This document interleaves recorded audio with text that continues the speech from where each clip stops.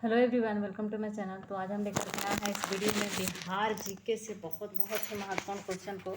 तो आइए देखते हैं कि आज का हमारा क्वेश्चन क्या है। आज का पहला क्वेश्चन है, बिहार में वहाबी आंदोलन किस वर्ष हुआ था। तो बिहार में वहाबी आंदोलन वर्ष 1828 में हुआ था। 1828 में शुरुआत हुई थी वहाबी आंदोलन को, और वहाबी आंदोलन 1828 ईस्वी में ये प्रारंभ होकर के 1888 तक चला था ये। तो इसके प्रवर्तक राय बरेली के सैयद अहमद थे, वहाबी आंदोलन के प्रवर्तक, और इसका मुख्य केंद्र पटना था। वहाबी आंदोलन का मुख्य केंद्र पटना था। यहाँ से क्वेश्चन हमेशा बनता है, वहाबी आंदोलन का मुख्य केंद्र कहाँ था। तो पटना था, एकदम हमेशा यहाँ से क्वेश्चन पूछ ही देता है। तो यहाँ भी ये भी याद रखना है, वहाबी आंदोलन का मुख्य केंद्र क्या था, कहाँ था, पटना था, और प्रवर्तक राय बरेली के सैयद अहमद थे। और यह आंदोलन 1828 से प्रारंभ होकर 1888 तक चला था।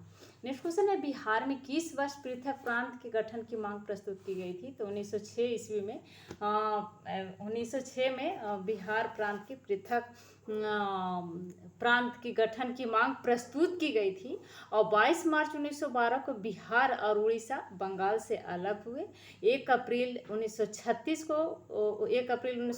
को उड़ीसा बिहार से अलग हुआ, और 12 दिसंबर 1911 को ही बिहार को अलग राज्य का दर्जा मिल गया था। 12 दिसंबर 1911 को ही, और बिहार एक प्रांत के रूप में आया 22 मार्च 1912 को, लेकिन इसका दर्जा मिल गया था बिहार को अलग राज्य का 12 दिसंबर 1911 को। नेक्स्ट क्वेश्चन है, किस वर्ष बिहार में असहयोग आंदोलन का प्रारंभ किया गया था।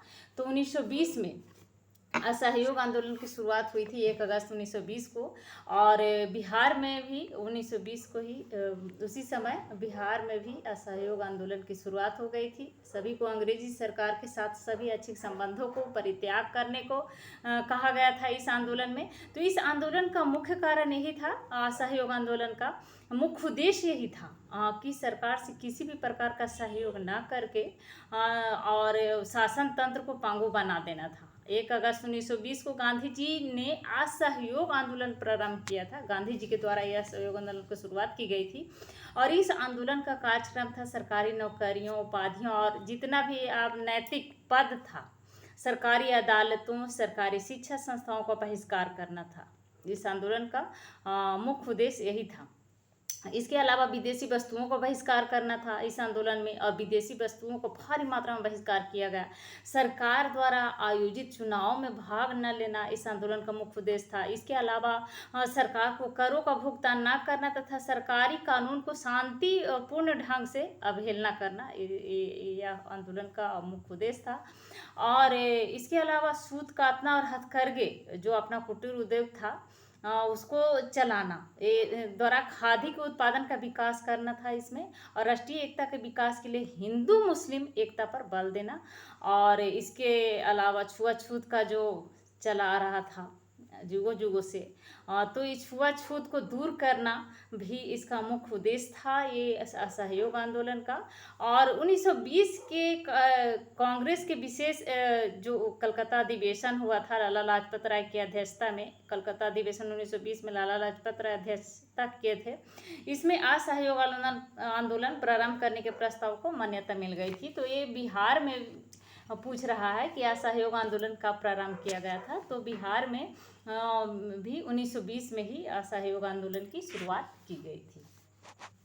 नेक्स्ट क्वेश्चन है, भारतीय राष्ट्रीय कांग्रेस का 27वां सम्मेलन, वही अधिवेशन, 27वां अधिवेशन या फिर सम्मेलन इसको बोलेंगे, जो कांग्रेस का अधिवेशन होता था हर एक साल। तो 27वां सम्मेलन बिहार में किस स्थान पर हुआ था। तो आपको पता होगा सबसे पहले कि कांग्रेस की स्थापना 1885 में एवं के द्वारा की गई थी, और इसका फर्स्ट अधिवेशन मुंबई में हुआ था, और इसके अध्यक्ष बने थे फर्स्ट अधिवेशन का, पहला अधिवेशन का होमेन चंद बनर्जी, WC बनर्जी। तो इसी तरह से 27वां सम्मेलन जो था, अधिवेशन था कांग्रेस का, बिहार में हुआ था बांकीपुर में 1912 में, पटना में। पटना बांकीपुर 1912 ईस्वी में हुआ था। 27वां सम्मेलन था ये, और इसके अध्यक्ष थे इस 27वां सम्मेलन का जो बांकीपुर में हुआ था, अध्यक्ष RN मुधोलकर थे। ह्यूम को इस सम्मेलन में ह्यूम को कांग्रेस का पिता कहा गया था, और ये 1912 ईस्वी में हुआ था। नेक्स्ट क्वेश्चन है, बिहार में किस वर्ष स्वराज दल गठन किया गया था? स्वराज दल का गठन 1923 ईस्वी में की गई थी। तो स्वराज पार्टी का गठन 1 जून 1923 को देश बंधु चित्तरंजन दास और मोतीलाल नेहरू के द्वारा की गई थी। यहाँ से क्वेश्चन बनता है स्वराज पार्टी का गठन किसने किया था? तो चित्तरंजन दास। या फिर इस तरह से भी क्वेश्चन बनता है, चित्तरंजन दास किस पार्टी का गठन किए थे? तो स्वराज पार्टी का गठन। तो चित्तरंजन दास और मोतीलाल नेहरू दोनों मिलकर के स्वराज पार्टी का गठन किया था, स्वराज दल का गठन किया था। और अपना राज, स्वराज का मतलब होता है अपना राज, तो इन्होंने ही देश बंधु चित्तरंजन दास और मोतीलाल नेहरू ये दोनों मिलकर के स्वराज पार्टी की गठन किया था। स्वराज का मीन्स होता है अपना राज, और यह दल भारतीयों के लिए अधिक स्वशासन तथा राजनीतिक स्वतंत्रता को प्राप्ति के लिए कार्य कर रहा था। ये स्वराज जो दल का गठन किया गया था वो दल, तो 1923 ईस्वी का राइट आंसर हो जाएगा। नेक्स्ट क्वेश्चन, बिहार में किस वर्ष नमक सत्याग्रह आंदोलन प्रारंभ हुआ था? तो 15 अप्रैल 1930 को नमक सत्याग्रह आंदोलन की शुरुआत की गई थी महात्मा गांधी के द्वारा। नमक सत्याग्रह आंदोलन से गांधी जी ने समुद्र के किनारे जा कर के नमक को मुट्ठी में लेकर के नमक कानून को तोड़ा था। तो नमक सत्याग्रह 12 मार्च से 6 अप्रैल तक ये चला था, और 1930 में सत्याग्रह आंदोलन को नमक सत्याग्रह आंदोलन को चलाया गया था 12 मार्च से 6 अप्रैल 1930 तक। लगातार 24 दिन तक ये चला था नमक सत्याग्रह आंदोलन। तो बिहार में 15 अप्रैल 1930 को यह सत्याग्रह प्रारंभ हुआ था, नमक सत्याग्रह आंदोलन।